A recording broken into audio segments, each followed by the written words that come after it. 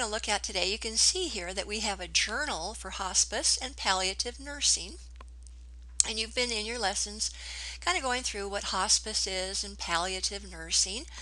And what I'd like to kind of do is something different here. I want you to, down here you can see that there are, I want to read this one part here with you so you kind of know what we're looking for in a journal article. And down here there's quite a few free ones. A lot of times you have to pay to read a medical journal or a scientific journal. There are some free ones here, and all of them deal with hospice and palliative nursing. So originally, journals were written and as kind of as a way of communication between physicians or between scientists and physicians. But now these journals have kind of come in addition to being a way of communicating between physicians and between scientists.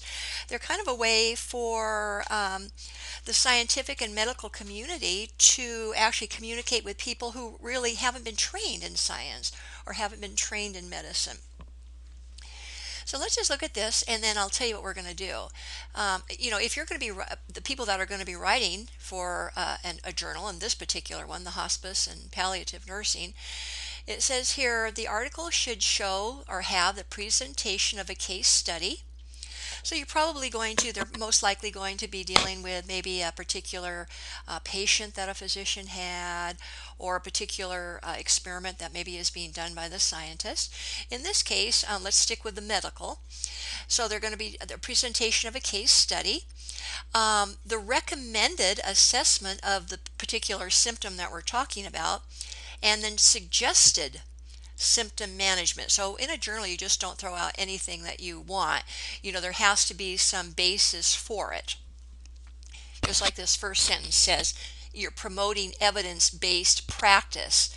That means that you're promoting things based on what you've seen, evidence that you've actually been working with things like this, and you see these things happening, or you see things working or things not working. We just don't throw out a guess or anything like that. So that's called evidence-based practice.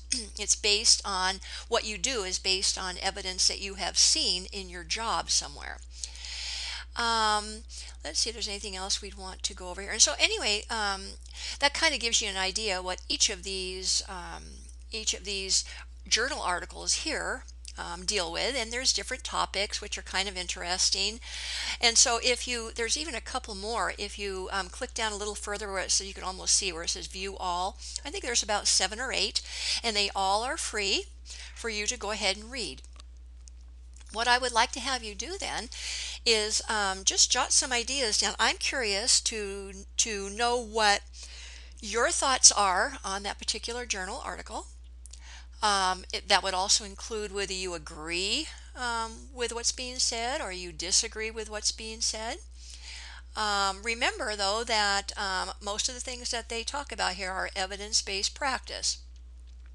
But we certainly do get into some areas such that there are differing opinions, especially with hospice and palliative nursing. That means someone's either nearing, fairly getting close to dying, or it could even be a little ways away, but you're still kind of taking care of them, getting ready for the process of dying. Let's see, what was I going to say here?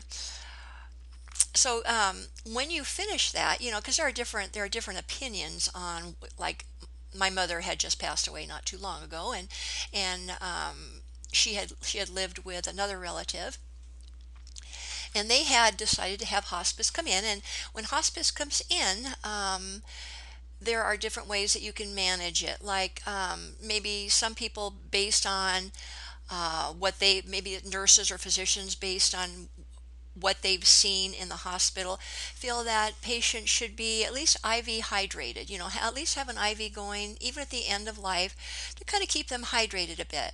There are other people that, based on what they see out in the field and experiences that they've had with different cases, that they feel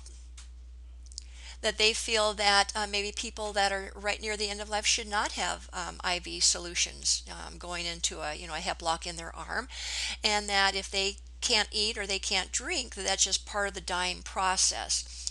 So opinions and ethical aspects do come up when you're talking about palliative care.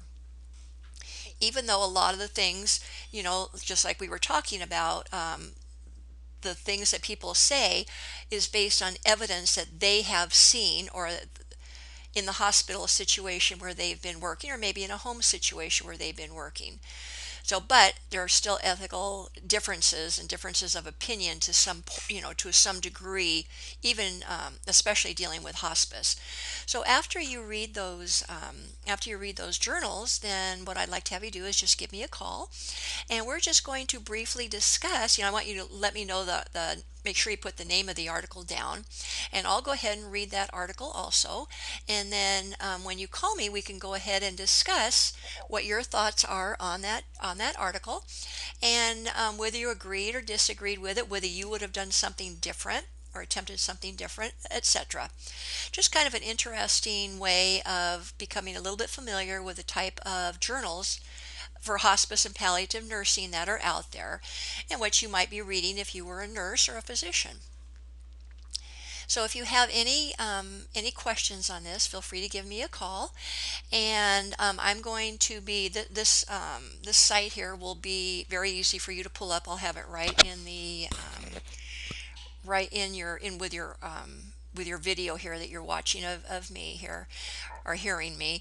And then you can go ahead and pull up that URL site, and then read your journal article, give me a call, we'll discuss it, and there's no right or wrong on this, and then we'll go ahead and give you the points for this. So it should be kind of a fun opportunity to not only get into a journal, but also to put your viewpoint out there too.